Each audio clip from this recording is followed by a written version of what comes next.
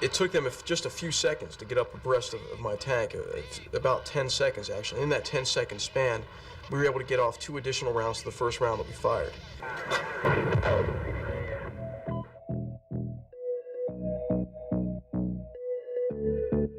It's Tuesday, January 24th, 2023, and welcome back to GoodFellows, a Hoover Institution broadcast examining social, economic, political, and geopolitical concerns. I'm Bill Whalen. I'm a Hoover Institution Distinguished Policy Fellow. I'll be your moderator today, and I am joined in the company of our 3 GoodFellows. We're doing this in person today at the Hoover Institution. Joining me, the historian Niall Ferguson, the economist John Cochrane, the geostrategist Lieutenant General H.R. McMaster, Hoover Institution Senior Fellows all. We're in person today because this is a very special episode of GoodFellows. It is episode number 100. No off-ramp here, is there, fellows? It's protracted war, is what it is. Per war. Attrition. It's a war of attrition. Well, all 3 of you survived 100 episodes. So we're going to begin the episode by going back to where we began back in March of 2020. And we're going to begin with the very first question that I asked the 3 GoodFellows. And let's roll the tape and take a look. The motto of the Hoover Institution is ideas defining a free society. Let me repeat that again solely because I sometimes talk too fast, but to make sure the audience gets it. That's ideas defining a free society. Here's the question, folks. We live in a time when more than half of America is living at home, told to stay at home by the government. We live during a time when government is deciding which businesses are quote unquote necessary and which are not. We live in a time when the President of the United States has told us that we cannot be in touch with each other. We have to maintain our distance for at least another month. And we live in a time when if any of us wanted to have a family picnic outside, if we wanted to have a pep rally, a protest march, if we wanted to have a mass prayer, we could be fined, we could be sent to jail. So here's the question, gentlemen. Is this indeed a free society? And if it's not a free society as we'd like, how much liberty can government take with taking away our liberties? Neil, why don't you kick it off? Okay, so here we are 100 episodes later. I still talk too fast. You all are still hanging in with me, though. Let me pose the same question. Neil, I'll ask you again. Is this a free society? Is it a freer society than it was back in 2020? Well, it's nearly 3 years ago, hard to believe, that I answered that question. And I said, in the time of emergency, in a free society, it is quite normal for citizens to be asked to give up their liberties. And I gave the example of wartime, and I gave the example of a pandemic. Right. Now, then, which was March of 2020, was the beginning of the experiment with lockdowns.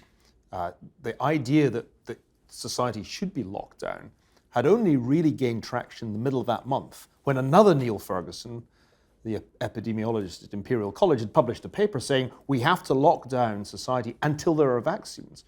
And at that time I said, come on, man, or words to that effect, that isn't realistic. But it became policy on both sides of the Atlantic. It was even more strictly enforced in the UK. And here it was selectively enforced because the US can't stop being a free society even when it tries. You may remember, Bill, that I was in Montana when you asked that question, and I had gone there to get away from what I feared correctly would be excessive restrictions in California. So I was in a pretty free society as I answered the question.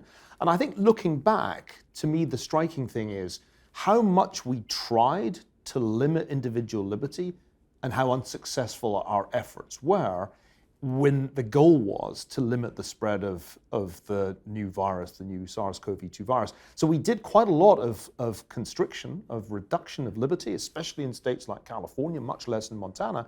It didn't work. We actually failed pretty disastrously to prevent the spread of the virus. And so did most Western societies. Ironically, the society that was able to do lockdowns that worked was China. And very few people realized back in 2020 that that would end up being a double-edged sword, that they would come trapped in zero COVID. And that ultimately would turn out to be just about as problematic as failing to contain the spread of the virus. Mm-hmm. HR? Yeah, I think we are still a free society. It's my role here, right, is to be the optimist. I mean, we're not perfect, but I do think that we ought to, as we look at China and the severity of the lockdowns and the extinguishment of human freedom there, we ought to be grateful for what we have. And first and foremost, the fact that we do have a say in how we're governed. And one of the themes across these 100 episodes has been, hey, we have agency, right? We can help build a better future. I think what is most disconcerting about the traumas we've been through, the pandemic, various other traumas across the last 3 years, is there's a narrative out there that Americans can't do anything about it. There's a tendency to put the words institutional or structural in front of every difficulty we encounter, and what that leaves people with is this toxic combination of anger and resignation, right? So I think now's the time where we ought to be learning, right, about the failures in the response to the pandemic and applying those lessons, because this isn't going to be the last one, and I think, as I mentioned on that first program 100 episodes ago, that this is a problem that will stay with us, and it's becoming actually even a greater threat when you look at biogenomics and the potential to weaponize biology. So hey, we've got a lot to learn from it. What I'm concerned about is in connection with the pandemic or the disastrous surrender or withdrawal from Afghanistan, enough people aren't talking about, hey, what went wrong? What do we learn, internalize, institutionalize, so we don't encounter the same problems in the future? 100 episodes ago, John Cochrane was taking notes, much to Niall Ferguson's chagrin. 100 episodes later, he's still taking notes. Well, my two good fellows have a wonderful capacity to organize their thoughts.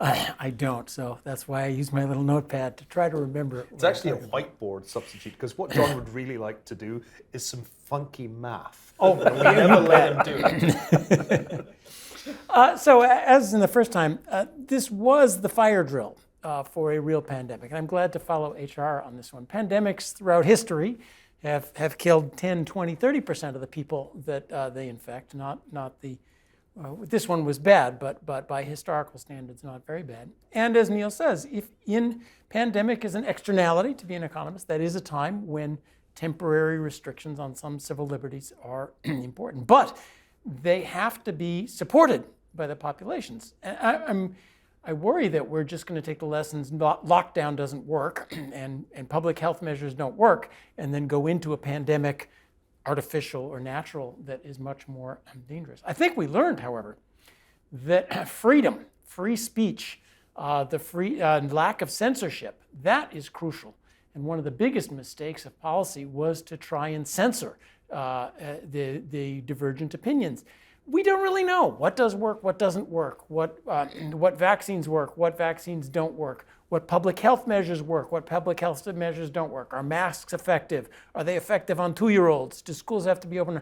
And the attempt to censor and impose the science says when it clearly was wrong was, I think, the biggest disaster. So you can only have interventions and trust if you have complete freedom of speech expression, the ability to debate things and then change our minds as we go along. So I hope what we come out of this is an understanding that that freedom to speak is actually what is necessary to have support and trust in the kinds of interventions that you do need to have in a pandemic. And perhaps we can start looking at the mistakes. Our government is stuck in the cover your butt mode of we have to defend everything we did last time. Where is the inquiry to what went wrong? Where are the lessons learned? Military knows how to do that. When you guys lose a battle, you certainly figure out why. That needs to be done. Are we free today? I think the fact that this is so contentious is very optimistic. The restrictions on academic freedom, censorship, what's going on with the internet, yes, we can all worry about it, but that is front and center in the debate of a democratic society, which gives me hope that we are at the peak of the forces against freedom within the U.S. I remember when I think back to those debates that we had in 2020, I was writing the book Doom and researching past pandemics, trying to learn from history, which is really what I tried to do here at Hoover. And what struck me at that time was how quickly the memory of pandemics tends to fade. That, for example, the much worse pandemic of 1918-19 didn't leave a very long shadow in memory. The great influenza pandemic of 1957 was almost entirely forgotten even by people who lived through it. And I remember thinking then, could it really be that we'll put this behind us the way they put 1918-19 behind them? And the answer is, yeah. It's amazing the extent to which we've moved on. There is no appetite for anything like the 9/11 Commission, even although our friend Philip Zelikow is ready and willing to write that kind of commission of inquiry, because there's no appetite in Washington to systematically to learn the lessons of what went wrong in 2020-21. And meanwhile, everybody out there wants to just get back to normal with a tremendous, I think, and characteristically human impulse. And I think this is one of the things that was hard to imagine in the depths of the pandemic, that by 2023, people would be living, working, traveling, partying, going to football games pretty much as they had done before. Let's take that another step, Neil. Is this like 9/11? Most Americans do not stop and reflect on 9/11, about what happened in 2001, but you live with it every time you go to the airport. You get screened by TSA. Is COVID similar to that? You may not be thinking about COVID every day, but you have to get tested for it. There are various aspects about the pandemic that are not going to go away anytime soon. Well, I think a lot has gone away, a lot more of the COVID restrictions than the post 9/11 restrictions. And I think that our reaction to these two events was in fact profoundly different. In the wake of 9/11, there was a national security response that led to major interventions in Afghanistan and Iraq. And those ended up enduring for 2 decades in the case of Afghanistan. Here, I think it's all over, or it seemed to be all over, less than 3 years on, and life has largely returned to normal. One sees masks more often lying in the gutter than on people's faces. Even in China, it's remarkable how quickly travel is reverting to normal now that the zero COVID restrictions are off. Not entirely to normal, it's probably going to end up like 80% of normal. But I'm struck by how speedily people have reverted to their pre-pandemic behaviors. I was just at the World Economic Forum in Davos.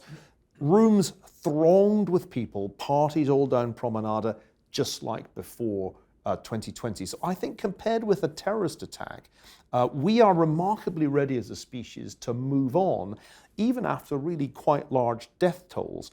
And in particular, there's no great desire to learn from our mistakes. I think that's bad. The great British banker Sigmund Warburg used to say, you should always cry over spilt milk. We're really not crying enough over this spilt milk, and I think it's dangerous. Maybe that is not the role, in this case especially, of government commissions. It is the role of historians. Did my best. We are still doing it, but there's not a great appetite out there for, hey, can we have another book on the pandemic? But historians, academics, public policy people, so the FDA, the CDC made catastrophic mistakes. The government made catastrophic mistakes. I actually worry that a government commission isn't ready, but instead some really good books and some regressions need to be run. Yeah. Some economists, I think this is the moment for first, in our society, let's get the ideas of what went wrong from academia and not from government inquiry. There are a lot of lessons. I'm really proud of our students because really we, as soon as the pandemic began, I thought, hey, let's put together a team to try to learn lessons from the pandemic. And as for volunteers within our own research assistants, but then across Stanford, and we had medical students and others, and the methodology was just interview people who are at certain critical points in the pandemic. This is across the public and private sector, federal and local governments, those involved with supply chains, and we did this in July, August, and we did get the report out by September in time for the next wave. So the lessons, I think, are identified. The question is, will they be learned and applied in the areas of supply chain resilience? How to mobilize a medical response, the difficulties that we encountered doing that with just not having the data and the visibility across public and private hospitals and state and local and federal entities all having a different picture.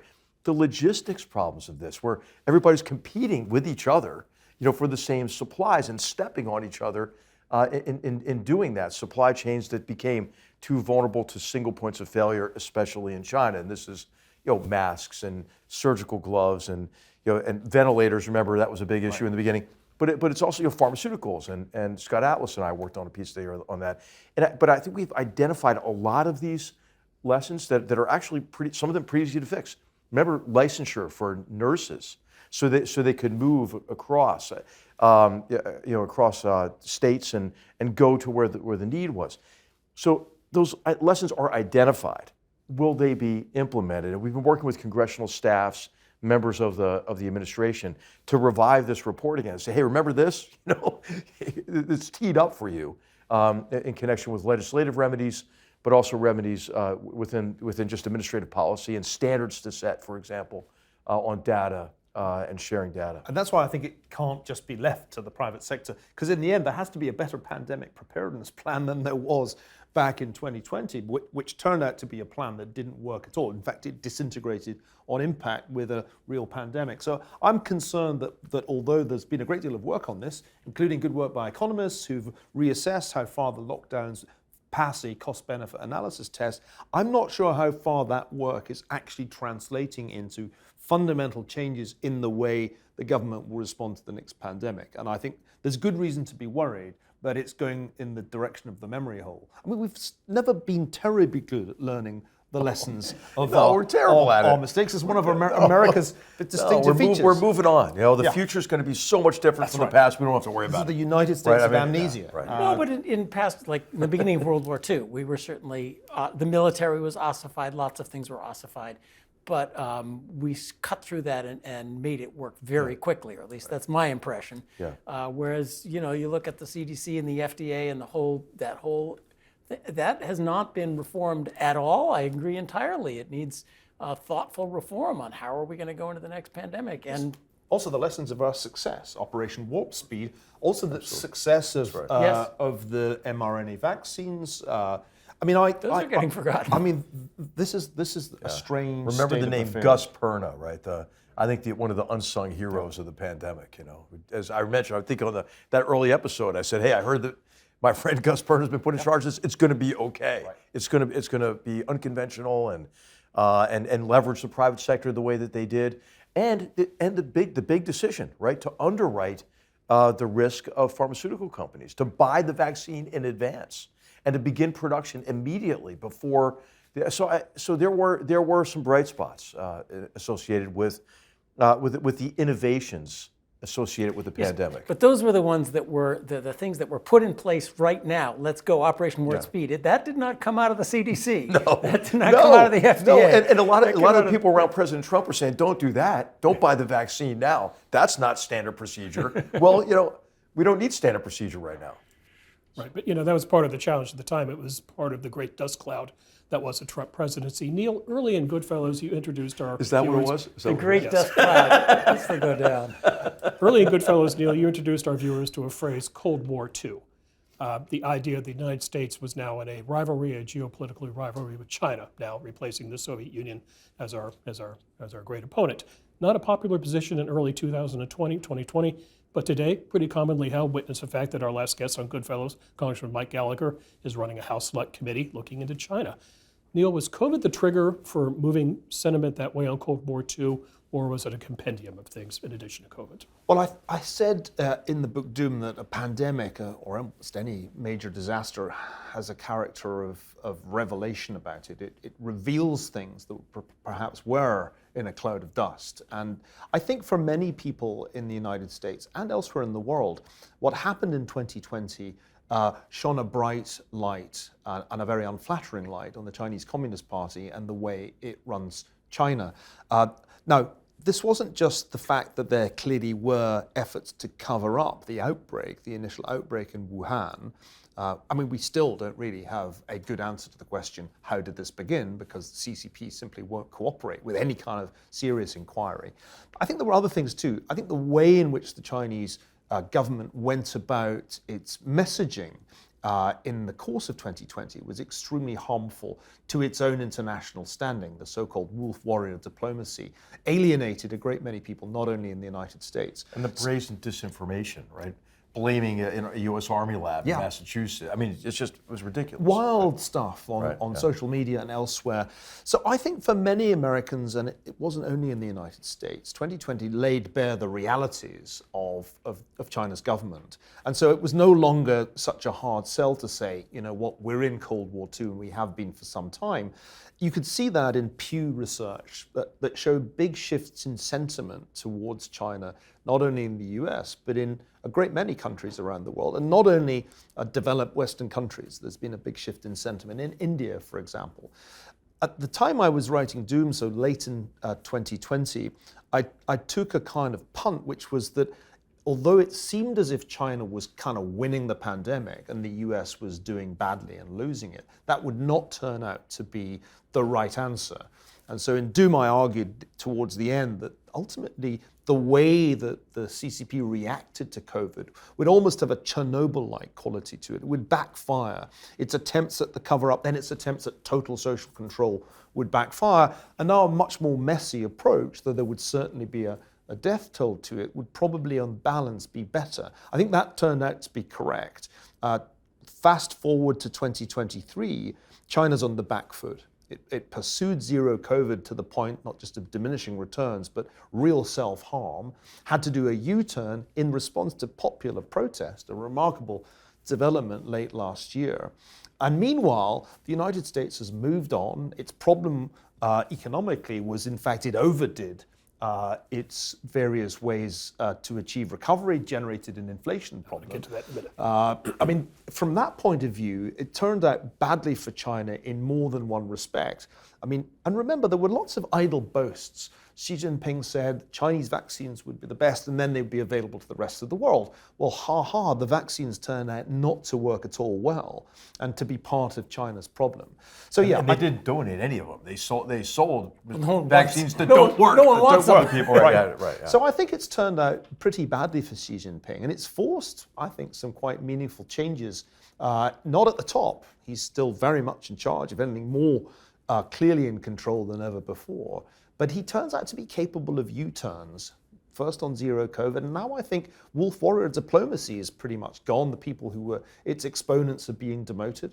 So yeah, Cold War II is clearly in a new phase, but it's more generally recognized, and the phrase New Cold War is now popping up so often in the op-eds that it's a cliche. John, you've had to put up with this for 3 years now. And the Cold War is on here too.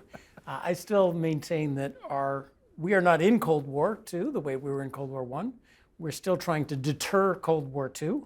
Our long-run objective is not we win, they lose, the way President Reagan so clearly put it in the last one. The long-run objective is still to try to re-engage China to be part of the normal world. We win, they lose would be just a terrible thing. China has also changed. What we saw during COVID was really the change in China from the China of Deng Xiaoping maybe to the China of Xi Jinping, which is quite different. As Xi took over, it became much more authoritarian. It grabbed Jack Ma, it grabbed Hong Kong. These were changes unrelated. I mean, they may be related to COVID or not, but those are things that certainly made China look a lot worse than it was. And we've seen kind of the backing off of that as well. So we've kind of seen hopefully it's peak authoritarianism in China, but yes, having to back off the COVID policy, having to back off the tech if you want the tech industry to survive. The one I noticed was backing off the use of COVID passes as a way of controlling the population where you go. We all kind of assumed, once you're going authoritarian, it's all the way. Here's this lovely tool to control the population. No, they had to get rid of that one as well. Authoritarians are always scared of their own population, and they've backed off as well. So I think there is hope that it's going to be a long slog, but that we can still be in the realm of deterring Cold War II and hoping that China has its problems and we can return to re-engaging with China rather than just having to turn to a real Cold War mentality. John, something else that's happened in the 3 years since we started the show, this country has spent a lot of money. And it's very simple. It's the Rahm Emanuel School of Politics. Never let a crisis go to waste. So question, gentlemen, if God forbid another pandemic strikes, What's going to stop the government from spending trillions and trillions and trillions of dollars again under the guise of jumpstarting the economy? John? You know, I have a very good book that seems highly relevant here by one John H. Cochrane, The Fiscal Theory of the Price Level, which just happened to find its way into the studio. John, I think you should take it. Can you summarize the book for our audience? Quickly, yes. So this just came out. January 17th was the official release date. I've been working on this for decades. In some sense, I'm the luckiest economist in the world. I wrote a book that I've been thinking about for a long time that says if you drop $5 trillion worth of checks on people, you get inflation. The original introduction said, well, we haven't seen inflation, so someday somebody will care about this, maybe. And the government did me a favor to do exactly what I told them would cause inflation. And I'm glad there's a bright side.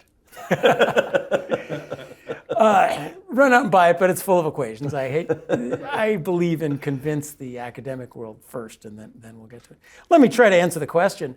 I think exactly that is what will happen. If China invades or blockades Taiwan and there's a horrendous financial crisis and a recession, if there's a new pandemic, our government will turn to the one tool it seems to have, which is to spread money around like there's no tomorrow. And what we will get is what we just saw, more inflation faster and sooner. We've seen the limits of the strategy, cure everything with rivers and rivers of money. And so I think that's the next, the lessons of inflation are really strong. One, that strategy has got to come to an end. Two, that the whole business of you just need secular stagnation, you just need to spend more money, that's over. We are at the supply limit of our economy. You want a better economy, you got to fix the supply side of the economy, not just throw more money around. That changes everything. That is the hard reality of the economy going forward. John, can I ask you a question? The Hoover Institution will always be associated with Milton Friedman, who spent the later part of his career here. And most people, if they know one Milton Friedman quote, know that inflation is always and everywhere a monetary phenomenon. And your book is The Fiscal Theory of the Price Level. Are you in fundamental disagreement with Milton Friedman? I hate to say it, but yes. Much as that. I'm waiting for the earthquake here. You know what I mean? I do think that if we could bring back Milton, he would make a lovely good fellow. He would outshine all of us for sure. No, I had the great privilege of meeting him a couple of times when I was here as a National Security Affairs Fellow. He and his wife were just fine people, wonderful people. If we could bring him back and he were to look at the current institutional reality, our central bank sets interest rate targets, we're awash in money, I hope he would come to this as his conclusions, because it's philosophically very much Milton Friedman. It just comes to a different answer. And I'll tell you the basic difference. We all agree if the government drops $5 trillion from helicopters, you're going to get inflation. Fiscal theory says that. Monetary theory says that. The big difference is, suppose the government gives you, Neil, I'll give you $10,000, but I take back $10,000 of treasury bills.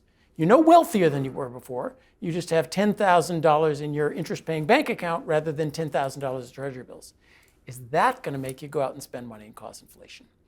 Fiscal theory says to first order no. Monetary theory says first order yes. And that's, I think, the central difference between the Milton Friedman view and this view. But almost all inflations have been caused by governments printing money to finance deficits. And there we 100% agree that's going to cause inflation. Okay. One last retrospective question, then we'll go to news of the day. This is the question of what has surprised you over the last 3 years. If I could pick all three of you up from March of 2020 and supplant you, put you into January 2023, you looked around, you went on the internet, you read the newspaper, what would surprise you the most? I'll begin. The biggest surprise I've seen in the last 3 years, at least my choice, be the reddening, the crimson turning of Florida. Back in 2020, Florida was the ultimate swing state in American politics. Ron DeSantis was a first-term governor who won by, I think, 0.5%, something like 30,000 votes out of 8 million votes cast. Not a player in national politics. What have we seen in the last 3 years? People have flocked to Florida. It's now become a very reliable Republican state. So that, to me, from 2020 to present, would be a big surprise. Neil? I guess the thing that's surprising to me is the quite rapid waning of the power of big technology companies.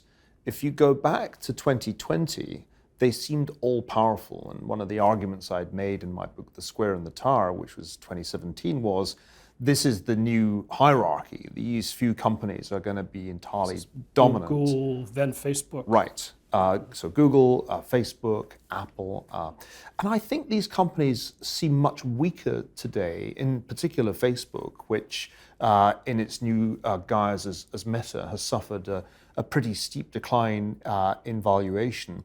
I think more generally, it's clear with the advent of artificial intelligence, particularly ChatGPT, it's not obvious that Google's dominance of search will endure indefinitely. And so also Apple, which after all is a company that designs things here and assembles them in China, it's not clear that Apple's model is necessarily going to be a particularly enduring one. So I'm surprised at how much less powerful those companies look in 2023. It's partly because I think they missed an opportunity to increase their influence in 2020. There was, of course, a great deal of debate back in 2020 about contact tracing, about whether we could use technology better to combat the pandemic. That all went away. The tech companies essentially did not participate in any meaningful way in dealing with the pandemic. So I think for me, the surprising thing is the waning of those once mighty empires. And oddly enough, it's Microsoft, which was deeply unfashionable and unhip back in 2020, that seems to be at the cutting edge of the artificial intelligence revolution. HR? I think it's the speed with which the free world has kind of come to its senses in connection with the consequential competition with authoritarian revisionist powers, especially China and Russia. And of course, there are a number of factors that led to this recognition now, and I think it has a lot to do with Xi Jinping and Putin. Maybe they're the principal cause of that. But I think that if you think back to when we first, had our first GoodFellows, there was a great deal of doubt about the resilience of the West, the determination of the West and the free world more broadly to confront economic aggression from the Chinese Communist Party, or what at the time you were calling Russian New Generation or hybrid warfare, which turned into renewed brazen conventional aggression on February 24th of last year. I think the response has been surprising and positive, but again, probably due in large measure to the actions of Xi Jinping and Vladimir Putin. Mm-hmm. John? So I'll say I wasn't surprised by tech companies because I keep saying there's no such thing as a monopoly unless it has a government license. And every time somebody told me that the FANGs were monopolies, I said, oh, yes, of course. Netscape, AOL, Time Warner, they've got a lock because they were there first, and Yahoo. So the dinosaurs come and go very quickly if there's a competitive market. Fair enough. And you did say this on previous editions of GoodFellows. So and you're a historian, so you remember. Yeah. It's all true. There are things I'm surprised at. I am surprised that climate hysteria, which I think we'll talk about a little later, has persisted and stayed as the central obsession of certain parts of our politics. Especially, I didn't expect the war in Ukraine. I didn't expect the Ukrainians to do so well and the Russians to fall apart, but I'm not a big strategist like this. But even that has woken up Europe a little bit, but still the obsessions go on in the United States. You'll be glad to know the city of Palo Alto will soon require everybody to take out their gas stoves and hot water heaters and put them back in with electric ones, which run on natural gas that is burned somewhere else in order to make the electricity. That obsession is its persistence, and in fact, its gathering steam seems to surprise me in the face of, there's a problem, but it needs a sensible solution. And I'm still surprised at the spread of, I hate to use the term wokeism, but you know what I mean. The self-immolation of American academia is now spreading into the hard sciences, which are not allowing education in hard sciences, and which are increasingly, the professional societies are now at it, stopping research in hard sciences, which is something that the Chinese are certainly not not doing at all. So that now we're talking about it more. There's at least a people complaining about it, but the spread of that self-immolation into the hard sciences and STEM education is something I didn't expect to go as far as it has. Yeah.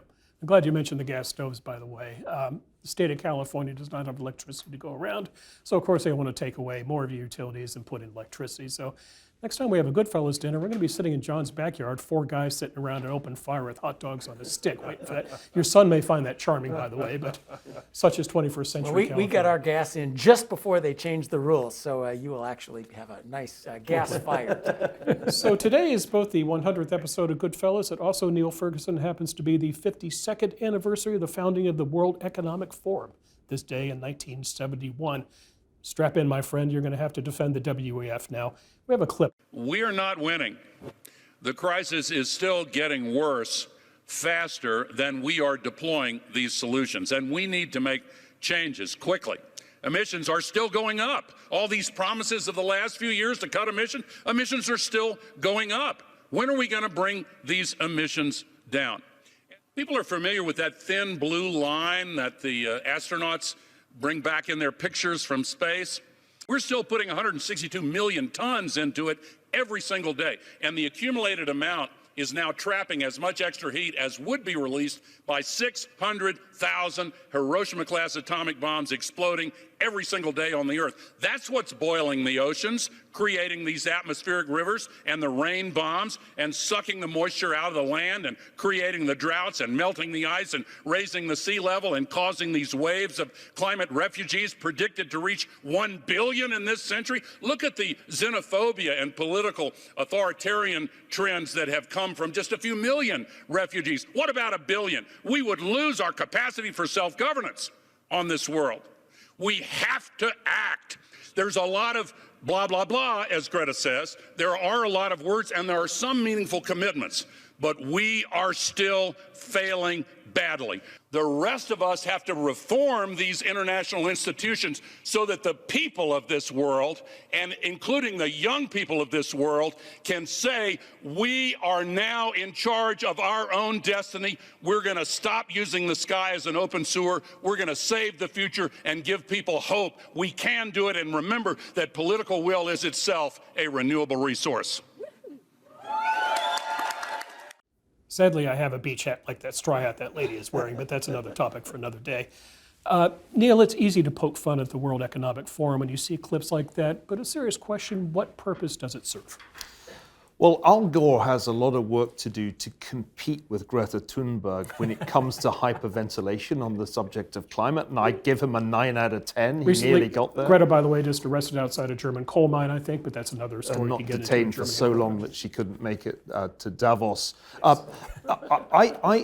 look at a clip like that, and I ask myself, what does we mean in this sentence, in this rant? Because in reality, North America and Europe have reduced their CO2 emissions. It is China, and it must also be said India, that have increased their CO2 emissions. China in particular is responsible for 63% of the increase in emissions since Greta Thunberg was born, and about 85% of the increase in coal consumption. So when Al Gore sits there in Switzerland to an almost entirely Western audience ranting that we have not done anything, it's actually a great misrepresentation because the real problem of CO2 emissions is primarily an Asian problem. Now, you asked a question, what's the point of the World Economic Forum? And it's not just to sit and listen to self-righteous rants by the likes of Al Gore and Greta Thunberg. The real point of the World Economic Forum is to get as many people from as many more or less large businesses in the world into one place for a week so they can speed date. And it's really one of the most efficient bazaars in all of human history. It is a little bit like a bazaar. It's not that people are selling rugs, and they're exchanging business cards. That's why you go. And doing a lot of meetings. Well, that is the best argument for going to an event like that. And I'm not going to complain about the experience. It's somewhat exhausting. Davos, if you ever go, is a bit like being in an airport where you constantly go through security but never get on a plane. But I would say that those people who vilify the World Economic Forum from the left, used to be the left that did it, and now from the right, arguing that it aspires to be a world government, are really missing the point. The headline sessions, like the one we just saw a clip of, are somewhat spurious. They're sort of a pretext. You put on this show, people talk about the world's ills in more or less excitable terms. In reality, most of what is going on is meetings, not on a platform, often behind closed doors. And we should think of it as Klaus Schwab's great bazaar and not exaggerate its political importance, because I don't think it has much. Okay, John, have at. Oh, how much fun can I have with this one? I do think we've sort of seen peak Davos. I mean, everybody notices the hypocrisy of thousands of people coming in on private jets to tell the rest of us to lower our climate emissions. Davos crowd is now more of an insult than it is a sign of respect for one's betters. Al Gore was a lot of fun there. As Neil pointed out, he got the facts wrong. U.S. emissions are, in fact, going down. Climate is a serious issue, but it's all about China and India now, and if we're going to talk to 2100, Africa. And the real fact is the Davos crowd wants to forbid Africa, where demographics are the real issue. They are the ones who are growing population, wants to forbid Africa from joining this modern world, which requires fuel to not live a medieval lifestyle. And one can think of all sorts of words for it. I'll start with neocolonialist, about wanting to say, we get to live this way, but you have to live in poverty forever. Boiling the oceans, if I may quote the inevitable Inigo Montoya. I don't think it means what you think it means. And climate refugees is a very interesting view into climate hysteria. It's the fallacy of compressing time.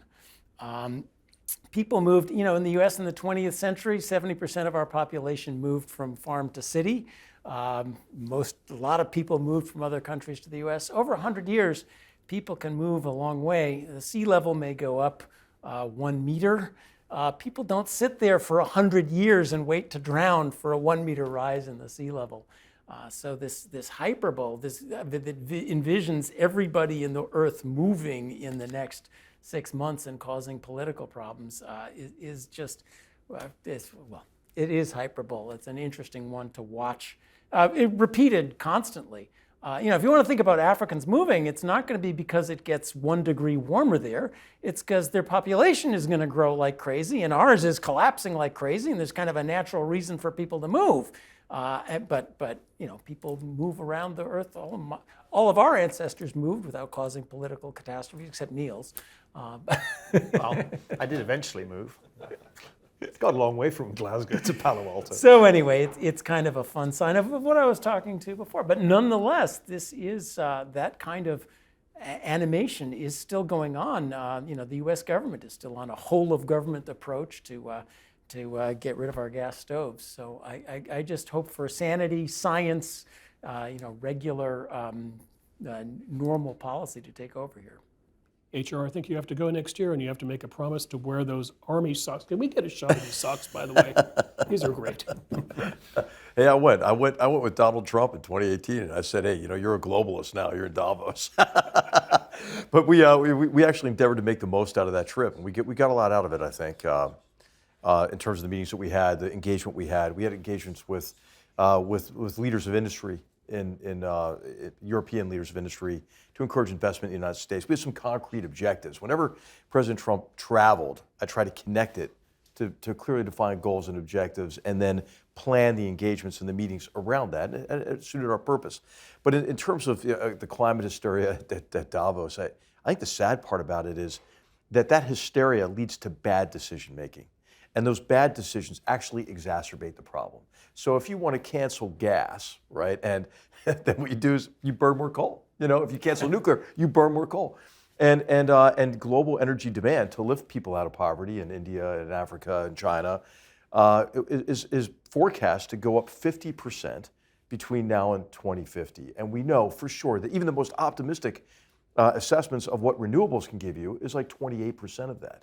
So where's that gap? Well, there are some solutions out there. There is the conversion to cheap natural gas, if we would create more of it, along with others who are beginning to pump more and do more offshore exploration, the Emiratis, for example, and the Qataris. But there also is next generation nuclear power. So it is just the hysteria around this among environmentalist ideologues actually leads to very poor decision makings and exactly the opposite of the outcomes that they want to achieve, that we would all want to achieve. I think it's also worth adding, isn't it, that when someone like Al Gore engages in this kind of hyperbolic discourse and talks about hundreds of atomic bombs going off every year, the oceans boiling, a great many people listening think that's wildly over the top. This whole thing must be BS. And I do wish the proponents of radical policies to alter the trajectory of global warming would moderate their rhetoric, engage in more scientifically realistic discussion, because they're actually defeating their own cause with that kind of language. It doesn't convince ordinary people. If anything, I think it leads to a quite dangerous backlash where people say, you know what, this is all completely over the top. I'm just going to ignore it all and pay no attention to what seem to me to be real concerns about rising global temperatures. I think that the time has come for Al Gore to stop flying around the world on his private jet, engaging in a kind of rhetorical arms race with Greta Thunberg. You know, it's ironical that the state of the Union, which has made the furthest advances in the direction of renewable energy, is actually Texas. Now, when is Al Gore ever going to admit that Texas is doing something? This is an important point. We have to remember in the 90s, climate, after the success on ozone, climate was one of those things that was headed towards bipartisan technocratic solution using the science. We know we're going to make a transition. Right. Let's not waste too much money along the way. Sure. We know the technology will keep changing. Let's try and find the good ones. Let's adapt where we need to adapt. Look at catalytic converters in LA. And I think Al Gore gets a lot of the blame for turning this into a partisan, political, moral crusade, which instantly turns off the other half. And then people see they're being lied to, and that turns them off as well. And it has gotten wrapped up in a bunch of other causes. It's gotten wrapped up, I mean, the anti-nuclear people still can't admit that nuclear power emits no CO2. It's gotten wrapped up into degrowthing and a bunch of extremely progressive far-left causes that then once you wrap them up all together, then people who disagree with the other things disagree with those as well. So it's really sad that this has to stop somehow being a partisan crusade and become a technocratic thing, because you want policy that lasts 100 years. 51 to 49, stuff it down their throats is not going to work. Now, Neil, Mr. Gore was not the only Nobel laureate to address the Davos crowd. So did Henry Kissinger, and in a future GoodFellows, I think John will put up your Kissinger book and we'll promote that, which I think is why you're growing the beard, by the way. Hey, if you look at that first episode, do you see the book right behind me in the first episode? That's right. I was plugging your book. Plugging my book. Subtly. It's not forgotten. I think I did some reciprocal plugging of Battlegrounds. No, I am in the throes of writing the second volume of my biography of Henry Kissinger, and he just keeps adding new material. He's in his 100th year, and he still is making the news. He made the news with his intervention at the World Economic Forum, in which he shifted his position on Ukraine in a couple of remarkable ways, one of which was essentially to say Ukraine is winning this war, indeed has won it by exposing the limits of Russian military power. And secondly, he now thinks that Ukraine should be admitted to NATO, which is a big shift in his position. When you asked earlier, Bill, what surprised you in the last 3 years, John was right. One of the most astonishing things to happen last year was the extraordinary resilience of Ukraine's defense. I wasn't surprised by the Russian invasion, but I did not expect Ukrainian resistance to be nearly as tenacious and effective. Why? Because I know Ukraine well. I've been going there every year for more or less the past decade. And anybody who did that knew that Ukraine had terrible problems of division and corruption back in the news this week. And that led me to expect that Ukraine would not be able to withstand a Russian invasion. It turned out, the most amazing thing really of the last 3 years, that this war brought about the birth of a nation. Ukraine's united in a way that it wasn't before. It has leadership that has proved far more effective than any we'd previously seen in the person of Volodymyr Zelensky. And here we are, debating how far the next Ukrainian offensive will be able to take back territory that the Russians conquered after February the 24th. And this brings us to tanks. It does bring us tanks. I mentioned earlier DeSantis in Florida. Maybe DeSantis, we put him aside. Maybe it's Zelensky who's the biggest shock of last 3 years. He was guy in a sitcom 3 years ago, and now he is a guy. His popularity rate was what, 20%? Yeah, or something like that. his It position was a parlous one by late 2021, and President Putin has created, and it must be a nightmare for him, a war hero out of a sitcom star. Who could have foreseen that? He deserves. Zelensky deserves the credit. Mostly, I would say. All right, HR, this is where you get to educate us. Yeah. Tanks. The current controversy. Hey, how long do you have, man? I mean, try to think of a problem you can't solve with the tank. I mean, you can't. So of course, I've got a background in this field, and I really think that it's time to provide Ukraine with mobile protected firepower. That's what a tank is. It's mobile protected firepower. And when you're in close combat with the enemy, you want to overmatch the enemy, right? You don't ever want to have a fair fight in combat.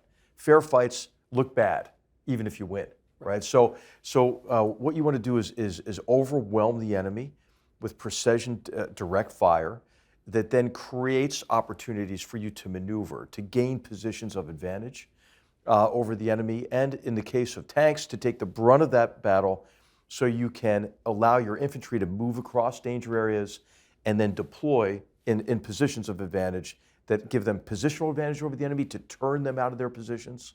And then also to be able to sustain an offensive mounted with more protected firepower, tanks, and protected mobility, the Bradleys and Martyrs you're hearing about, the infantry fighting vehicles. And of course, the tank was invented to break the stalemate in World War I. And those who argue against tanks, more protected firepower, are really arguing for a reenactment of World War I, because that's what you get. The automotive revolution happened, and you need this combination of mobility, protection, and firepower to really decide outcomes in war. And offensives without tanks are incredibly costly for Absolutely. the attackers. And this is Ukraine's problem. It's succeeded in gaining ground, but it's taken very heavy casualties in doing so. And that's why this really shouldn't have been a long, protracted debate. No, not at all. So if you look at now these, I'm sure these numbers are classified. What we do in our military, I would imagine Ukrainians do this as well, is whenever you have a soldier wounded or killed, you look about how that soldier was wounded or killed, and then you do an analysis of where the vulnerabilities are. This is what led to innovations in body armor, in all sorts of first aid techniques. Bringing back the tourniquet, the ability to train soldiers to really have EMT-like skills forward. I mean, so you make adjustments.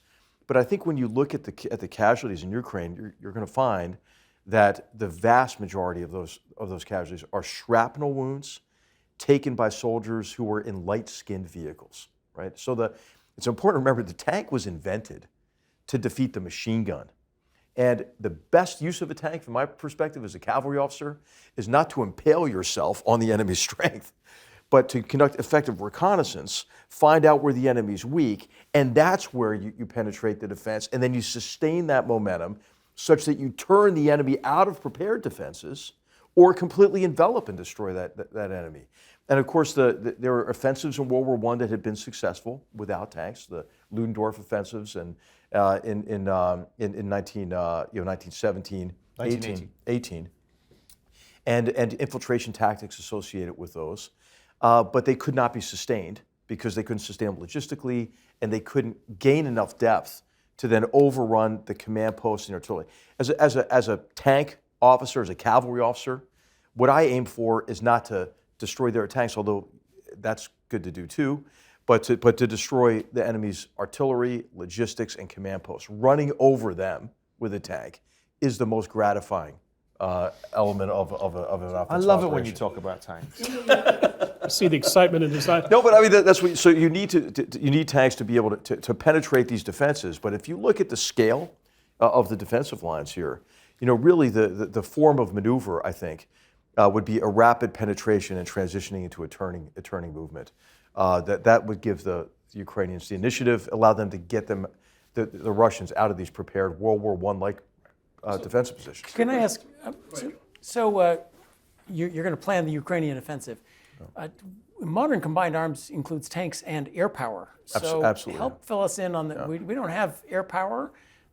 There is an issue of the Russian tanks proved to be very susceptible to drones dropping grenades. Right. And then I'd like you to fill us in on the issue of the day, the Abrams versus the Leopard. Okay.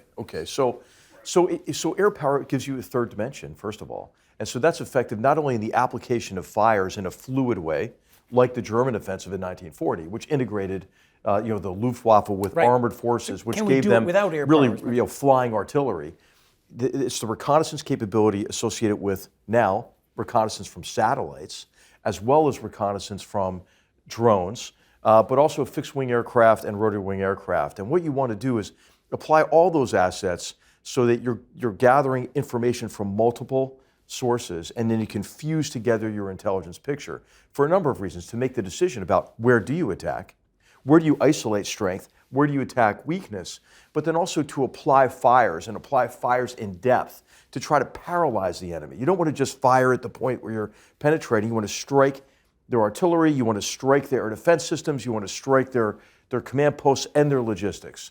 And that's what allows you to gain the initiative, is to get the enemy to respond to multiple forms of contact simultaneously. So we're talking about giving them tanks, but we're not talking about giving them airplanes. So is this going to work? Yeah, I think we should give airplanes too, obviously. But I do think with long-range precision fires, combined with satellite imagery and with unmanned aerial systems, you can have the same effect as you would with MiG-29s or F-16s. Especially if they integrate the ATACMS systems, the longer-range systems, and longer-range surveillance systems like the MQ-9 Reaper unmanned aerial system, which can operate over friendly lines and therefore be relatively protective, but see very deep. And so you're saying something that's fairly revolutionary here. That we were talking about the tank being outmoded. But you're saying, no, the tank it's the Air Force that's outmoded. We can do combined arms without the Air Force. Well, you need it all, right? Hey, I'll tell you, combined arms combat, it's rock, paper, scissors. And what you want to do is apply a range of capabilities, fires, mobile protective firepower, infantry, joint capabilities, aviation, cyber capabilities, electromagnetic warfare, all in combination, and simultaneously and sequentially based on what you think is going to have the greatest effect against the enemy, so that you gain the initiative. You gain a physical advantage over the enemy, but you want to gain a psychological and temporal advantage over the enemy, such that you're imposing a tempo of events on them to which they cannot respond.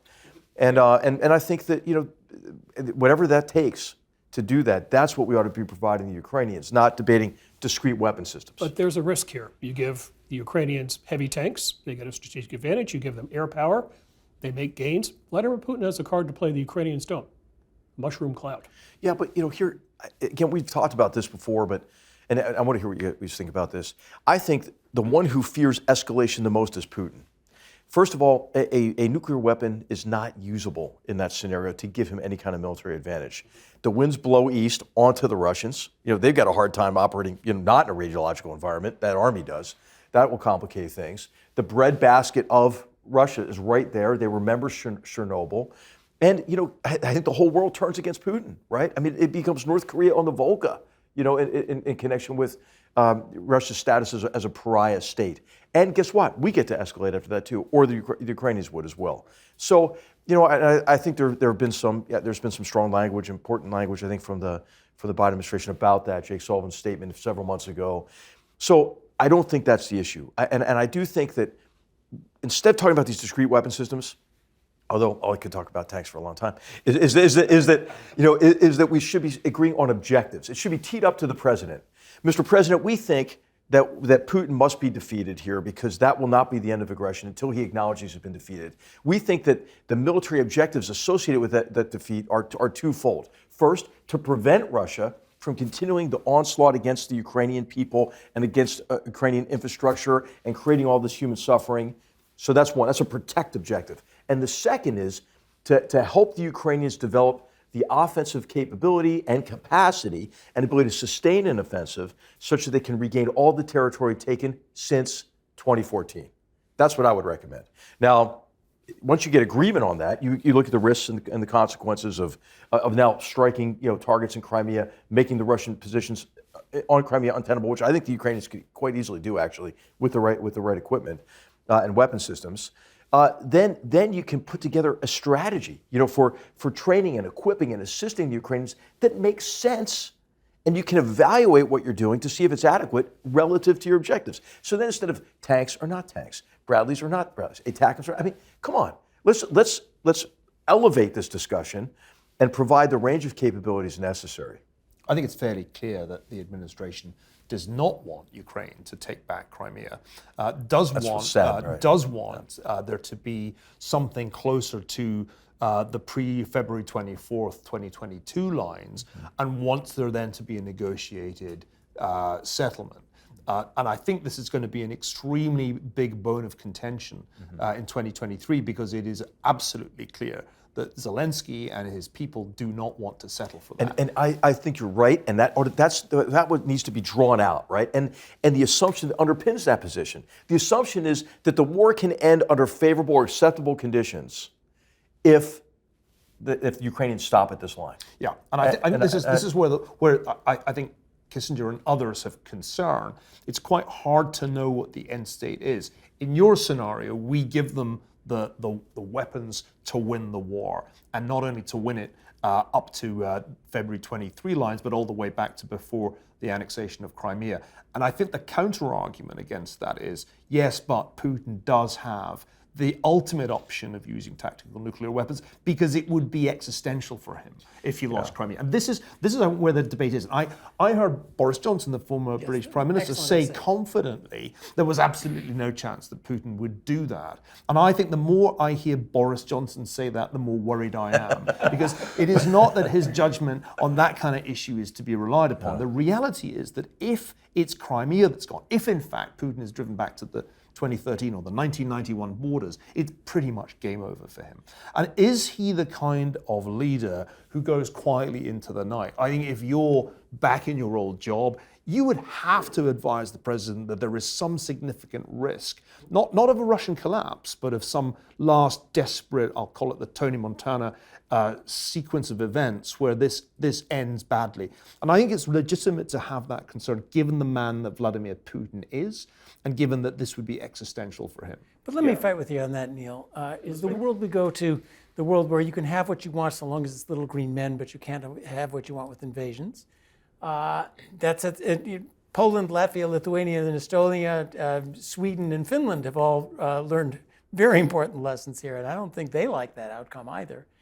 But actually, I think this is exactly the debate that has to happen that we're not hearing, right? All you hear is about tanks or no tanks, or Abrams or Leopards, or whatever. But this is the debate, right? And I think the counter argument is that the war doesn't end unless the Ukrainians take back, unless Putin acknowledges he's been defeated. It's just continued missile strikes, drone strikes. Yeah. So we end up, and that's clearly the war is not going to end. We're just a new set of lines. And the other example is Saddam Hussein. We rolled right back up to the border, and he was not instantly out of power. So it's not obvious to me that an autocrat cannot lose something and stay in power if he so wishes to stay in power. Okay, the war may or may not end. The show has to end, though. I'm getting the signal we have to go. One last question for the group. Some bands get together, they put a little bit of work together, they burn out, they break up. Other bands stay around forever. Rolling Stones are all in their 80s, or going out on a tour with artificial hips and knees, sponsored by Metamucil, and on it goes. Unlike the Stones, we got to the stage of being senescent rockers at the beginning. So it's not like we can really age much further. I predict we'll still be doing this in 10 years' time. That's the question. And the war in Ukraine will still be going on in 10 years' time. And we'll be debating Cold War II in 10 years' time. And there'll probably be the Omega variant of COVID in 10 years' time to force us back into lockdown. So yeah, prepare yourself for 10 more years of Goodfellows. John, you're up for another 10. I'm in, and if it needs be, I'll be Paul and tell us all to get back to work. Get back to work, buds. Because I enjoy so much talking to you guys, learn so much. We've got so many issues still to talk about that we haven't gotten to. And events, my dear boy, events. Something I learned from Neil. Will keep us busy. So let's keep the band together, guys. General, can we count you in? No, heck yeah. My friend Mickey Hart, was a drummer for the Grateful Dead and now Dead and Company, and he said there's a rhythm to life, right? He explores, how rhythm can inform our understanding of life, and I think we've got a certain rhythm going here, and let's keep it going. Thanks. So that's it for episode 100. Who would have thought we would have gotten this far, but still going strong. And we'll be back soon with a new episode. On behalf of my colleagues, Niall Ferguson, HR McMaster, John Cochrane, all of us here at the Hoover Institution, we hope you've enjoyed these shows these many years and many more to come. We'll see you soon. If you enjoyed this show and are interested in watching more content featuring HR McMaster, watch Battlegrounds, also available at hoover.org.